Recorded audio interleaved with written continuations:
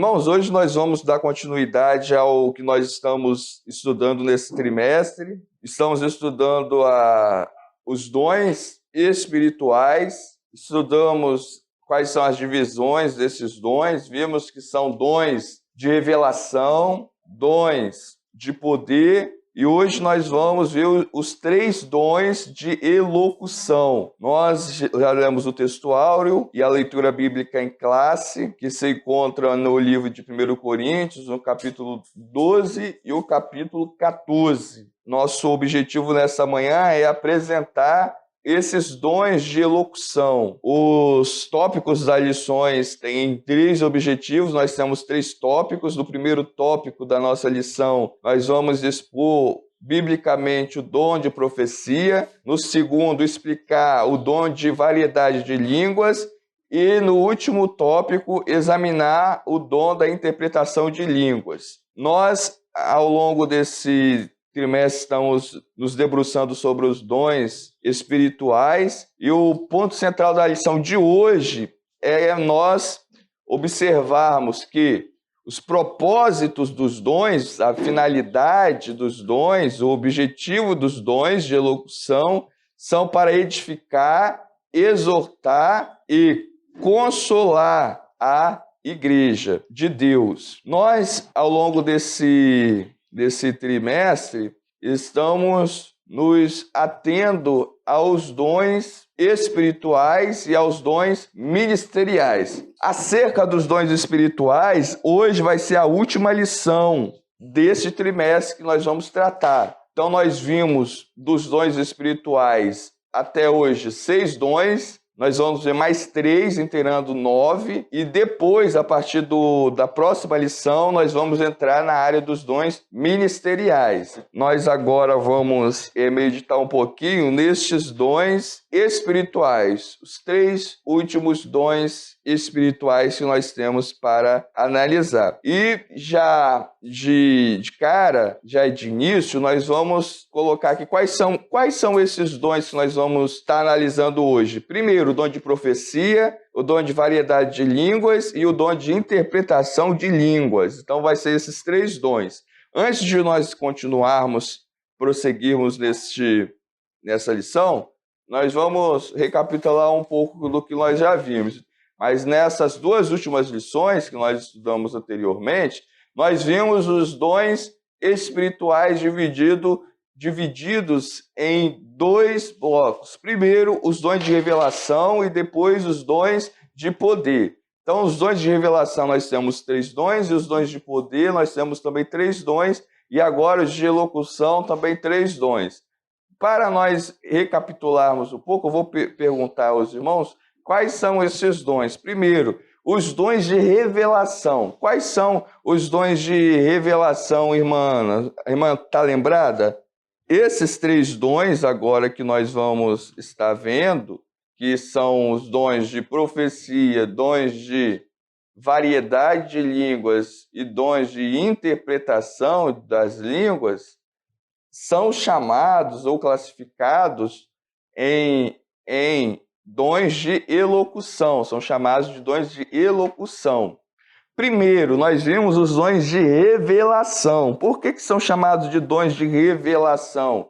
Porque ele revela alguma coisa que estava escondida no passado ou no presente. Não necessariamente essa coisa escondida, essa coisa oculta é coisa ruim, mas quando a gente fala de mistério de Deus, significa o quê? Tudo aquilo que é mistério é aquilo que está escondido. Então, quando a gente fala de mistérios de Deus, os mistérios de Deus não necessariamente vai ser coisa ruim. Mas a partir do momento que alguém conhece esse mistério, ele já não é mais mistério, ele é uma revelação. Tudo que é mistério está encoberto, é aquilo que não se sabe. A partir do momento que nós já sabemos, já não é mistério, já é revelação. Então, por isso que é chamado de dons de revelação, porque ele traz alguma coisa que nós não sabíamos, e a partir daquele momento nós ficamos sabendo. Dons de poder. Por que são classificados como dons de poder? Porque ele muda alguma coisa no ser humano ou na natureza, é mudado fisicamente, Há uma mudança física, há uma intervenção física, material. Então, por isso que é dons de poder, que opera alguma coisa, operação, há uma operação física ou material, em qualquer área, na área da saúde, na área financeira, na área qualquer área que for física ou material, é dons de poder. E agora, o último que nós vamos estar tratando é o dom de elocução, que é hoje. Então, o dom de elocução, por que é chamado de elocução? Porque tem a ver mais com a voz. A voz. Elocução, essa palavra elocução é voz, é falar, é os dons da fala, aquilo que é falado. Por exemplo, quando nós falamos de locutor, elocução. Então, essa palavra elocução está ligada com locutor. É locutor, é aquele que fala, é aquele que expõe. E esses dons são os mais comuns de nós vermos acontecer, que são os dons de elocução, os dons de revelação, os dons de poder, eles não são tão comuns quanto os dons de elocução. Tanto é que o apóstolo Paulo fala assim, que qual é o dom que nós devemos de buscar? Mais, dom da profecia. E é isso que nós vamos estar estudando agora no primeiro tópico da lição, dom de profecia.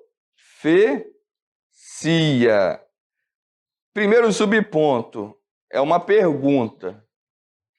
E eu vou fazer essa pergunta para a nossa irmã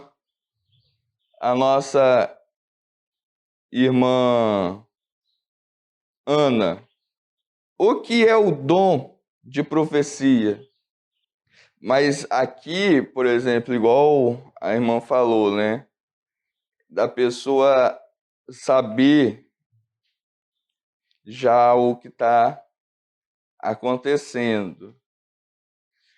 A profecia, um dos erros, talvez não sei se seja erros, mas uma das coisas que nós não compreendemos direito e que a escola dominical é boa para isso, né? É isso. A gente pensa que a profecia está ligada ao passado, mas ela não está ligada assim.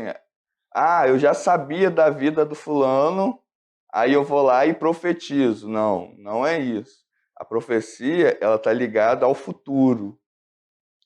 Os dons de revelação estão ligados ao passado. Os dons de poder estão ligados ao presente, assim, mais claramente falando, né? Aí muda a saúde, a cura, a libertação, a porta se abre, dons de poder.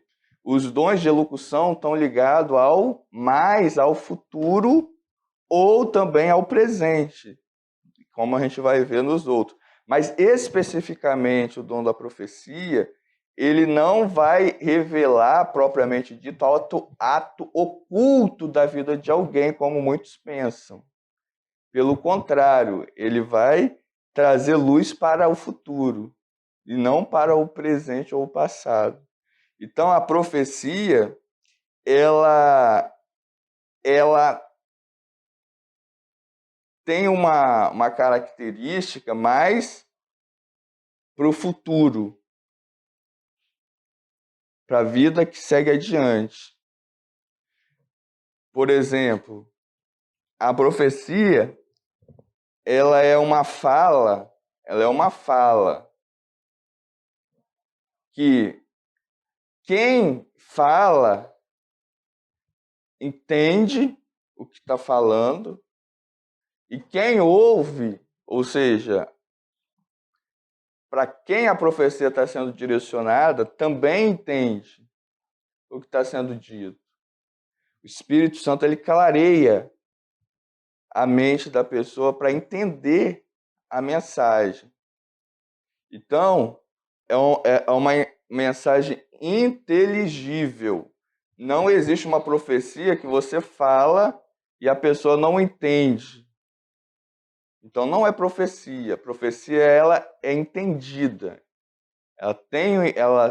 Quando ela é dada, ela tem o entendimento.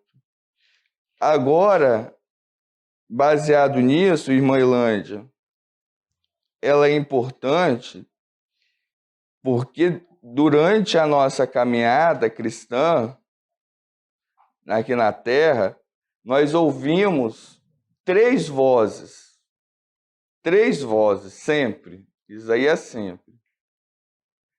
Primeira voz, a voz do homem. Então nós estamos ouvindo direto os homens falando. Segunda voz que nós ouvimos é a voz do diabo. O homem e o diabo falando. O homem e o diabo falando. O homem e o diabo falando. A terceira voz é a voz de Deus, que é a voz da profecia. Então a voz da profecia, ela tira toda a dúvida. Ela vai tirar as dúvidas. Ela vai tirar o medo. Então, qual é a importância? A importância que está aí na revista. Não estou falando do que eu estou pensando. Estou falando baseado no comentário. Então, a importância da profecia é que, veja bem, está aí na palavra aí, é que existe a palavra falsa. A profecia ela vai confirmar a palavra verdadeira, que é a palavra de Deus, que é a Bíblia. Então, toda profecia, ela confirma uma palavra que ela não vai trazer algo novo. Veja bem, profecia não é para trazer algo novo. Novo, não. Profecia sempre vai confirmar o velho. O velho no seguinte sentido, não estou falando que a palavra de Deus ela se renova, mas ela está fechada. Ela é de Gênesis a Apocalipse, não tem mais livros, né? Então, a profecia, ela sempre vai confirmar a Bíblia e não vai trazer algo novo, uma doutrina nova. Então, a importância é essa, principalmente. Agora, antes de a gente continuar para o terceiro subponto, eu vou pedir para o irmão Altair abrir lá em 1 Coríntios, capítulo 14, versículo 1. E o pastor Emanuel, vou pedir para que abra lá em 1 Coríntios, capítulo 14 também, mas versículo 40. E a irmã Michele, 1 Coríntios, capítulo 14 também, versículo 29, para nós continuarmos a seguir. Veja bem, mas principalmente o dom de profetizar. Buscai os dons. Buscai o dom da palavra de sabedoria, o dom da palavra da ciência, o dom de discernimento de espíritos, o dom da fé. Buscai os dons de curar, buscai os dons de operação de maravilhas, mas principalmente o dom de profetizar. Então, o apóstolo Paulo está dizendo que desses dons todos que nós lemos, o mais importante, ele está colocando uma importância. Se ele não colocasse, ele não falava mais principalmente. Quando fala principalmente, está falando que é o principal. O que é principal? É o primeiro que a gente deve procurar. Então, se nós não temos achamos que não temos nenhum dom, qual é o conselho que o apóstolo Paulo dá? Primeiro, busque o dom da profecia. O primeiro dom a se buscar, que o crente deve buscar, é o dom da profecia. Ele é importante porque ele não vai lá no passado. Ele é importante que ele só não visa somente o presente. Ele é importante porque ele vai clarear o seu futuro. Então, o que importa é o daqui para frente, é o adiante. Então, esse dom da profecia, ele é o que todo crente, é isso que o apóstolo Paulo está dizendo, deve ter. Ou, se não deve ter, principalmente, se não dá para ter, mas pelo menos busque ter. Buscar, quando fala buscar com zelo, é buscar com insistência, é buscar direito. Este é o principal dom. Baseado nisso, o pastor Emanuel ler lá em 1 Coríntios, capítulo 14, versículo 40. Veja bem, faça-se tudo com decência e com ordem. Quando o apóstolo Paulo está falando da profecia, ele claramente, quando nós lemos a leitura bíblica em classe, nós vemos que ele claramente está falando que o dom da profecia é manifestado principalmente, ele está falando em ambiente de culto. Em ambiente de culto, o dom da profecia, ele é manifestado em um ambiente onde a igreja está reunida. Então, o dom da profecia não é de posse de quem tem, mas o dom da profecia não é da pessoa que é usada, mas é da igreja. Ele pensa, o apóstolo Paulo aqui, na profecia como pertencente à igreja. E na utilização, aí já está falando da utilização do dom da profecia, tem regras. O dom da profecia, como qualquer outro dom, não pode ser utilizado de forma que a pessoa use da forma que ela quer. O dom, por exemplo, tem muitas pessoas que confundem ser usado por Deus com ser usado pelo diabo.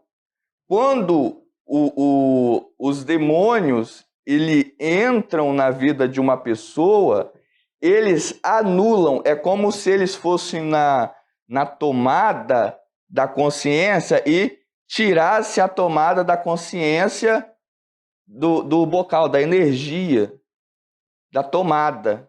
Aí a pessoa fica sem consciência, ela não sabe o que ela está fazendo. O diabo faz isso. É como que ele pegasse ela na tomada da consciência e tirasse da tomada. Aí a pessoa não sabe o que ela está fazendo. Aí ela é dominada pelo diabo. Quando o espírito mal sai do corpo, ela volta e ela não sabe o que aconteceu. Não é assim conosco. O Espírito Santo, ele não tira a nossa consciência. Ele usa a nossa consciência. Isso significa o quê? O que está escrito na leitura bíblica em classe. Ó, os espíritos dos profetas, eles são obedientes, sujeitos obedientes. Eles são obedientes aos profetas. Isso significa o quê?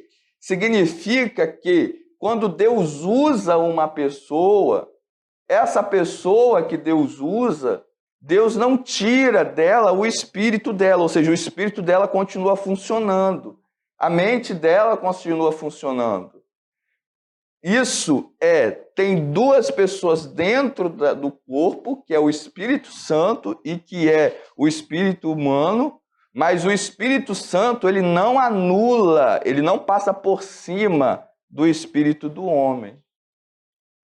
E as pessoas, elas confundem, falam, Deus está me usando e vai, bota para quebrar e acha que é aquilo. Não, não é assim. Quem faz isso é o diabo.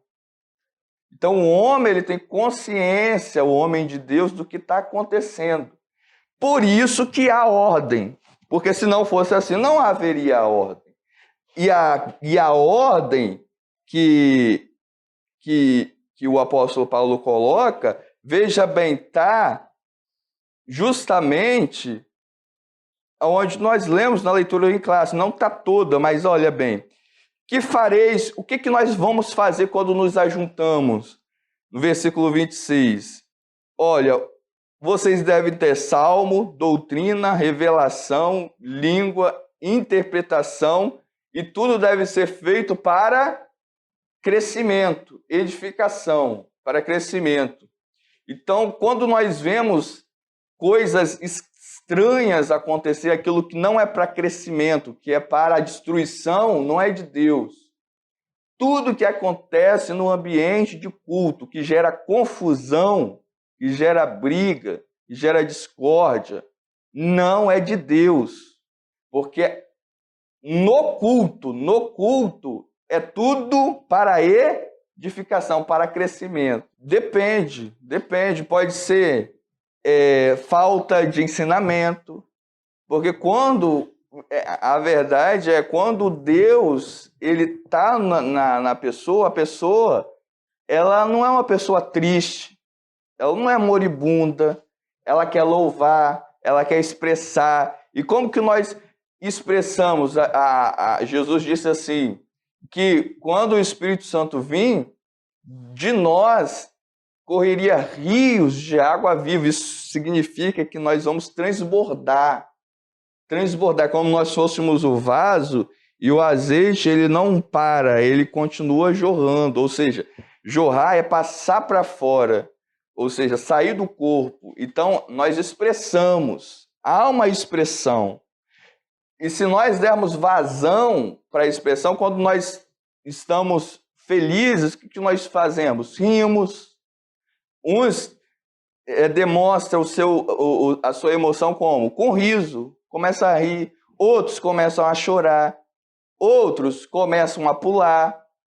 Isso significa o quê? Que tirou a consciência? Não, a pessoa está consciente, ela está sabendo que ela está pulando. É isso que entra aqui. Ela está sabendo que ela está pulando. Ela está sabendo que ela está rindo. Ela sabe, ou seja, não é algo que vem e tira a consciência dela. Ah, não sei de nada, agora eu acordei. O que eu fiz? Não é assim. Você sabe que você está rindo. Você sabe que você está pulando. E é isso que o apóstolo Paulo está falando. Que nós, um dos frutos do Espírito é o domínio próprio. Então, no ambiente de culto, nós devemos de ter, para ter uma organização, nós temos que dominar a nós mesmos. É isso que o apóstolo Paulo está falando, domínio.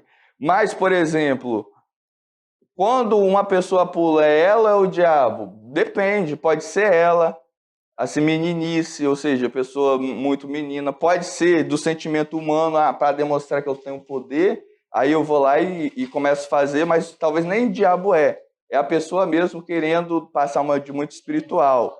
E tem outros que realmente é o diabo, Então, como que nós vamos saber o que é? Isso nós estudamos nos dons de revelação, que é o discernimento dos espíritos. Isso Deus mostra, não é para qualquer um. Às vezes, com o nosso olhar humano, a gente consegue decifrar.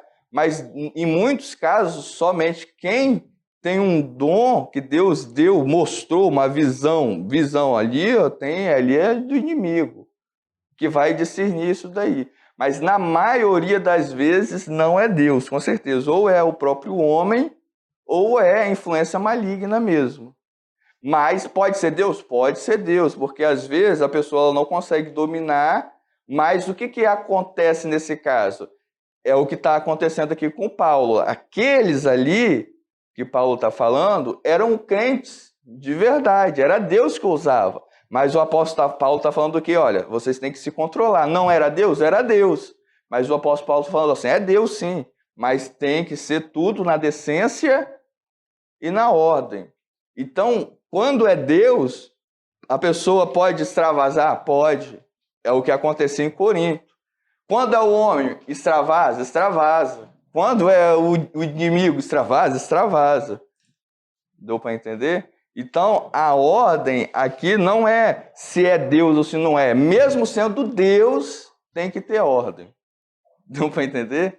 Então, ele coloca aqui a questão da profecia, que deve ser feita, ele coloca até limitação de quantas profecias deveria ter no culto, no máximo 3. Então veja bem que se nós fôssemos seguir a Bíblia de verdade, muitas das coisas que estão feitas por aí já está fora da Bíblia há muito tempo, porque não estão obedecendo nem a Bíblia nesse quesito, não estão obedecendo. Se o apóstolo Paulo viesse nesses cultos, ele reprovaria, porque acontece coisas que ele está falando que não deveria acontecer. Amém? E agora, a profecia, o apóstolo Paulo, veja bem, ele coloca quantas profecias no máximo deveria ter em um culto. 2 ou 3, como está aí. E os outros não eram para receber a profecia de imediato. Está falando, ó, deve julgar. O que é julgar? Julgar, eu tenho que ter um parâmetro para julgar. E o julgamento, nosso parâmetro é a Bíblia. Se uma profecia ela não cumpre o que está dentro da Bíblia, ela é para ser rejeitada, mesmo se a pessoa que está falando ela é uma pessoa de Deus. Por exemplo, Pedro, ele era uma pessoa de Deus, mas Deus rejeitou algumas coisas que ele falou porque foi por influência do diabo, e outras coisas ele acatou porque era por influência de Deus. Então a profecia, ela não é de maneira nenhuma para ser acatada de imediato, na hora. Ela é para ser, primeiramente, você deve duvidar. O que é duvidar? É botar em juízo. Se nós estamos julgando, significa que há dúvida. Então, toda profecia, quando alguém fala assim, se você duvida, se você quiser, mas primeiramente é para duvidar. Essa é a ordem bíblica, que nós não devemos de acreditar na profecia de imediato. Toda profecia deve ser julgada. Repete lá, Michele. E os outros julguem, julgar. Então, veja bem, a profecia, ela não é para ser recebida de imediato, porque ela pode estar errada. Se uma profecia ela não estiver conforme a palavra de Deus, ela deve ser rejeitada. E agora, finalizando esse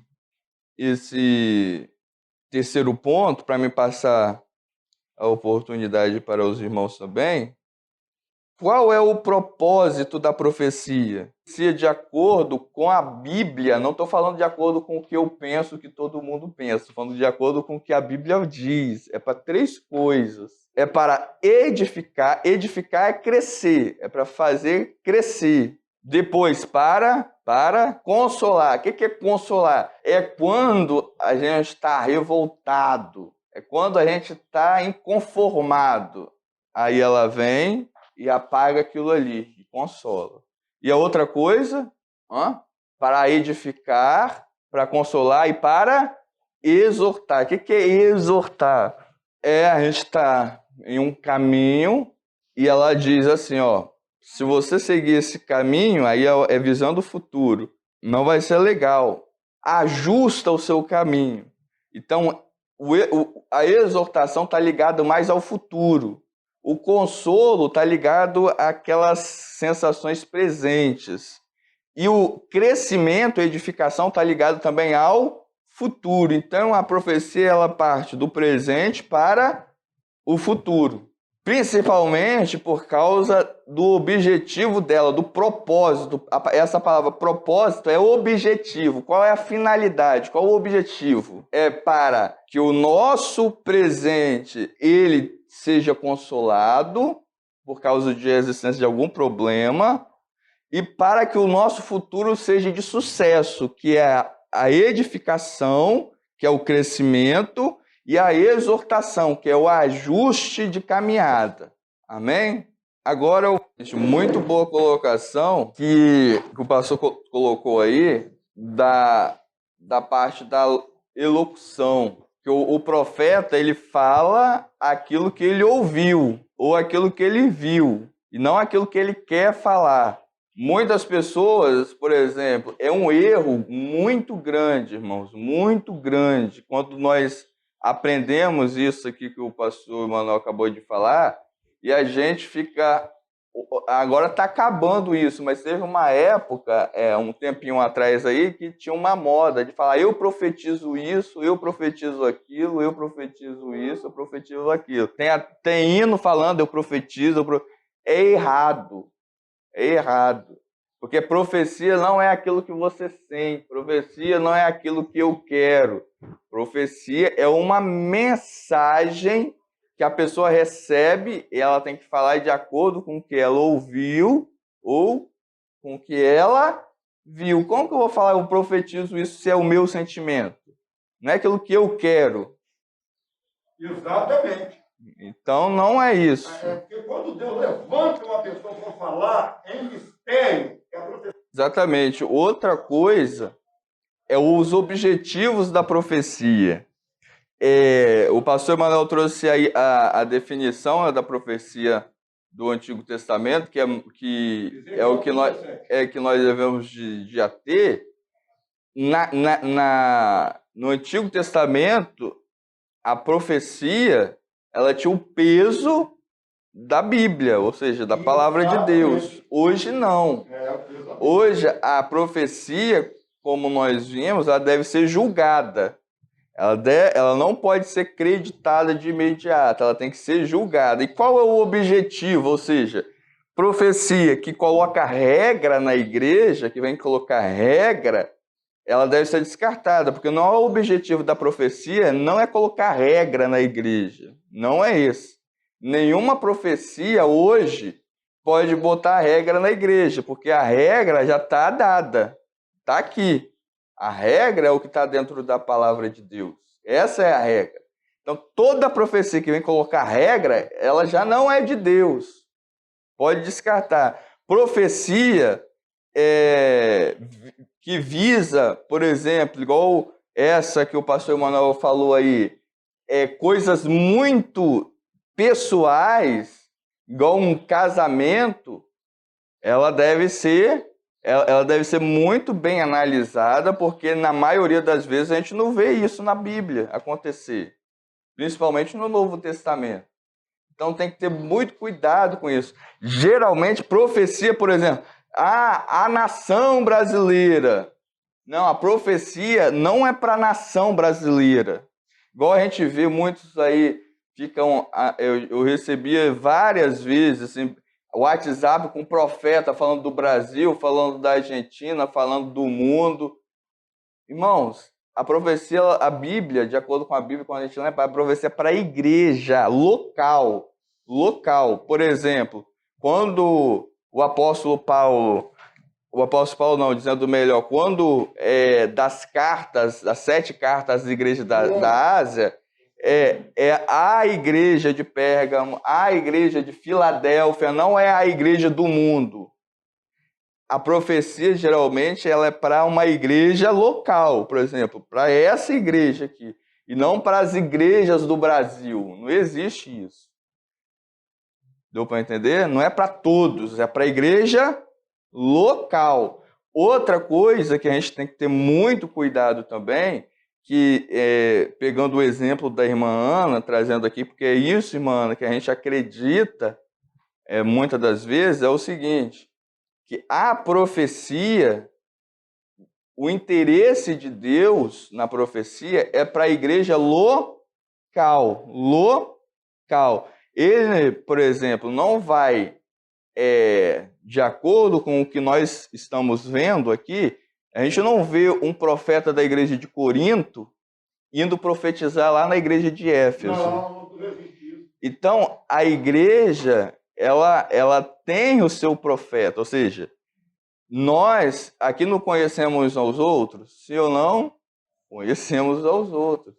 Mas isso não é barreira que impeça Deus usar, por exemplo, a irmã Ana para falar com a irmã Marli, para falar com... E daqui a profecia, ela tem que nascer aqui e desaguar aqui, porque é para a igreja local. O correto é isso que a gente vê na Bíblia. Os profetas de Corinto profetizavam na igreja de Corinto. Não saía por aí profetizando em outras igrejas. Deu para entender? Então, a profecia, ela é para a igreja local. O profeta é da igreja, não é para o mundo, como muitos pensam. Com o dom da profecia, como nós estamos vendo, o dom da profecia, não é. Então, tem muitas coisas que a gente vê por aí que não está distorcida e a gente tem que colocar ela no caminho. Deus vai usar, por exemplo, a irmã Ilândia, Deus vai usar a irmã Marli, a irmã Carmen, a irmã Michele, a irmã Altair, o Tiago, o pastor Manuel, todos nós, como? Aqui, nessa igreja. Não é para sair por aí igual alguém, missão. Não, é que a nossa missão ela começa onde? Em casa. E a profecia é para a igreja local, ou seja, onde nós estamos. Exatamente, temos que ter bastante cuidado. Busquemos, então, o dom da profecia aqui na igreja, é bom ressaltar isso, que nós temos aqui irmãs, igual a irmã Carmen, né, que Deus usa ela em profecia. E Deus usa ela em profecia, então ela tem o dom da profecia. Por que eu estou falando isso? Porque eu vi ela falar coisas, ela falar não, né? Deus usa ela falar, e depois com o tempo, aquilo ali exatamente acontecer daquela forma. Muitas. Agora, exatamente. Nós estamos aprendendo, não é todo dia nem toda hora, é quando exatamente. quer. Exatamente. Aí que é o mistério. Não é assim, não. Todo momento, a hora, não. Contando hora, devendo, não. É assim que eu. Exatamente. Pessoas, a gente vê muito, né? Pessoas todo dia, toda hora, toda profetizando, não, tem alguma coisa errada. Não é assim que funciona. Exatamente. Então, a profecia ela é uma coisa muito séria. E quanto mais séria ela é, mais peso ela vai ter quando ela for usada. Então, aqui nós temos, graças a Deus, este dom, e todos nós devemos de buscar este dom da profecia, que o apóstolo Paulo diz, né? Buscar o dom da profecia. Amém? Agora vocês viram. Vamos finalizar esse primeiro ponto. Dom de profecia. Então, nós observamos que o dom da profecia é para edificar, que é fazer com que a igreja cresça. E crescer aqui não é numericamente, né, em número de pessoas, é crescer espiritualmente falando, as pessoas, né, que estão aqui crescerem. Exortar, que é orientar, é uma orientação, é um conselho, a exortação. E consolar, essa é a finalidade da profecia. Você pergunta alguém se tem algum. Agora vamos para o segundo tópico, variedade de línguas. Este dom de variedade de línguas, ele é muito confundido também. É muito confundido hoje em dia. É um dos dons mais comuns que parece que vemos, mas ele é muito confundido. Eu vou perguntar aqui para a nossa irmã Michele. Muito bem, irmã Lange. Exatamente isso daí. Então, a variedade de línguas, já está falando, quando a gente fala de variedade, a gente está falando que são várias línguas. Nós, brasileiros, não temos variedade de línguas. Nós temos uma língua, que é o português. Então, é uma língua. Uma língua tem várias palavras que nós falamos, né? Mas nós falamos não variedade de línguas, nós falamos uma língua, que é o português. Aqui, o dom é de várias línguas. Ou seja, é mais de uma língua. São várias. E nesse dom de variedade de línguas, quem fala não entende, e quem ouve também não entende o que está sendo falado. Mas são várias línguas. E é aqui que muitas pessoas confundem. Por exemplo, quando a Bíblia ela fala de várias línguas, essas línguas incluem línguas humanas. Por exemplo, como o inglês, como o mandarim, como o italiano, o alemão, o francês. É variedade de línguas. E esse dom, ele é comprovado, de fato, como dom, quando, por exemplo, eu não sei falar francês e Deus me usa em dom de línguas e eu falo francês certinho. Aí é provado a variedade de línguas. Dentro dessa variedade de línguas, existem as línguas que o apóstolo Paulo chama de língua dos anjos, que nós chamamos de língua estranha, que são línguas que não são humanas. Já é outro tipo de língua, é uma língua estranha. E muitas das vezes as pessoas pensam que é isso. Mas veja bem, quando nós olhamos a maioria das pessoas falando essa língua, não que isso seja errado, mas a gente deve observar. Toda língua estranha, ela traz, está falando, é elocução. Então é alguma coisa ali que está sendo dita. É alguma coisa que está sendo dita. Então, por exemplo, pessoas que começam a falar línguas, mas só fica naquilo ali, em uma palavra, blá, blá, blá, blá, blá, blá, blá, blá, blá, blá, não é língua. Por exemplo, quando eu falo não, não, não, não, não, não, não, não, não, não, não, não, estou falando o quê?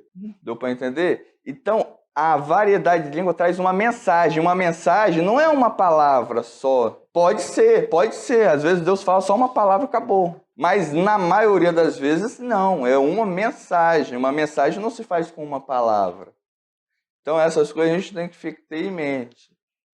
E quando a palavra de Deus aqui coloca as línguas estranhas, nós temos que ter isso em mente, que não é necessariamente só a língua do céu, mas é as línguas também da terra que nós não conhecemos. Isso aí que eu ia colocar agora.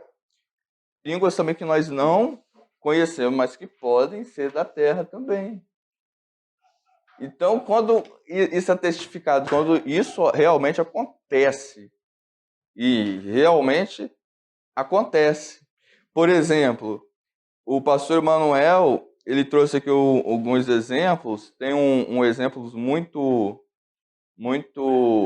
útil de dois missionários alemães foram nos Estados Unidos e eles não sabiam falar inglês, falavam em alemão. E dois irmãos, um homem e uma mulher, dois irmãos. E eles foram chamados para orar por um enfermo. E a mulher não queria ir de jeito nenhum porque não conseguia falar a língua nativa, né? Não conseguia entender. E o outro recebeu o convite, o irmão, e ele foi, mesmo não sabendo falar. Aí algo incomodou ela para ela ir também. Ela foi atrás. Aí conseguiu chegar, mesmo sem falar a língua lá. Aí quando chegou lá, Deus usou ela em línguas, em variedade de línguas. E ela falou com o homem na língua dele, no inglês, que ela não sabia falar. Ele entendeu tudo, mas ela não tinha entendido nada. E ela tinha falado corretamente. Então Deus faz isso daí, o que é um milagre. Qualquer dom é um milagre. Amém? Agora, seguir adiante aqui, o segundo tópico da lição. Irmã Ana, qual é a finalidade do dom de variedade de língua? Qual é o objetivo? Qual é o propósito do dom? Para que ele serve? Ser quem? Isso.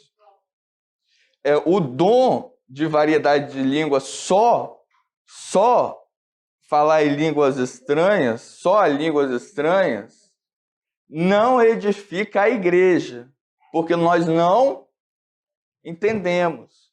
Mas o apóstolo Paulo está dizendo que de todas as pessoas ali de Corinto, quem mais falava em línguas estranhas era ele mesmo.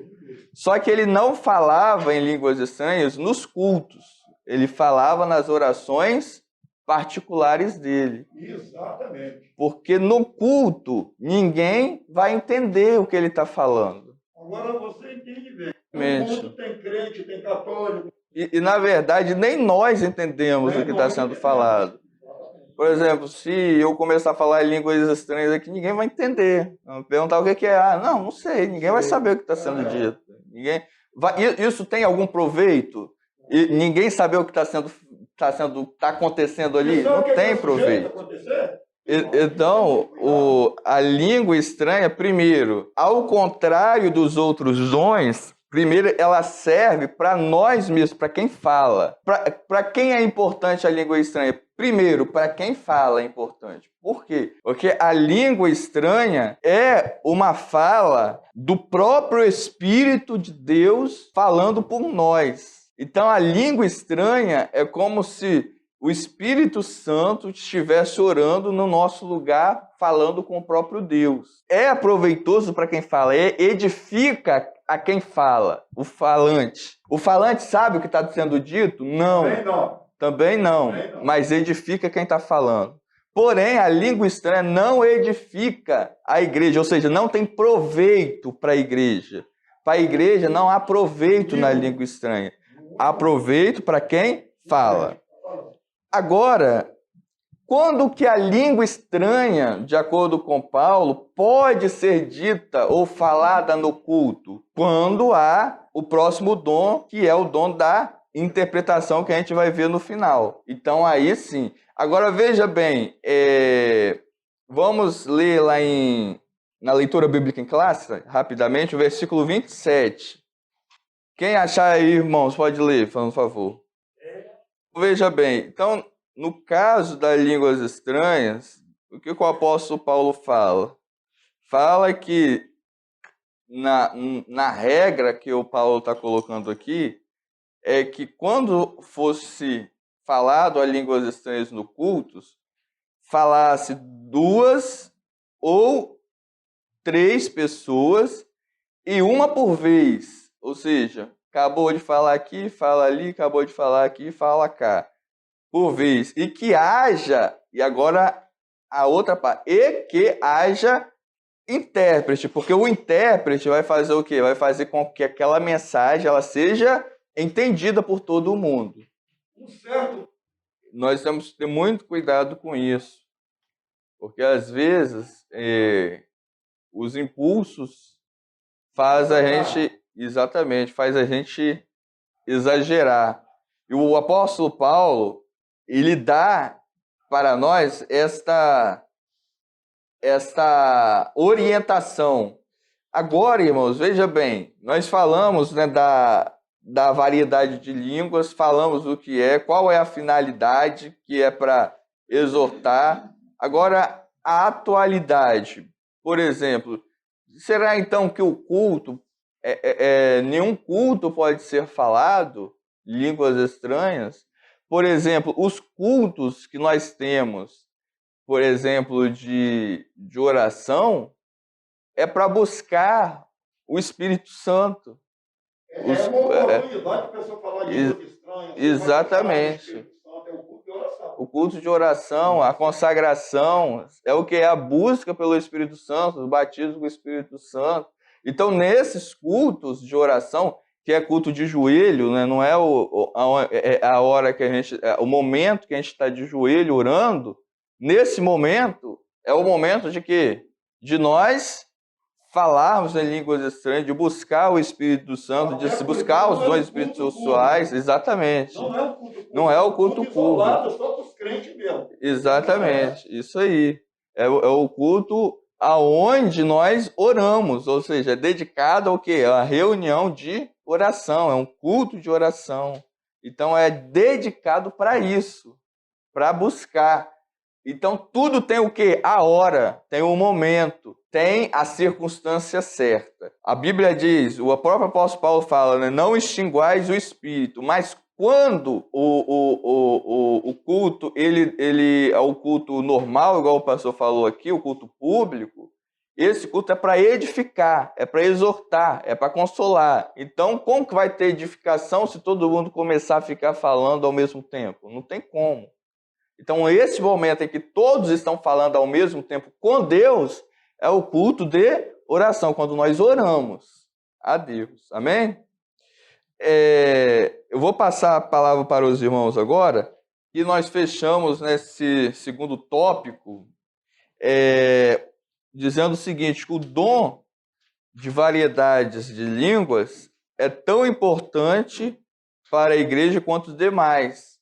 Porém, o modo dele ser utilizado é diferente.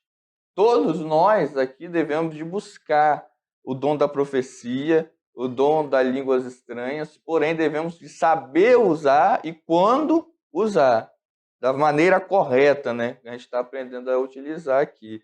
E agora, ao final, o último dom é a interpretação de línguas.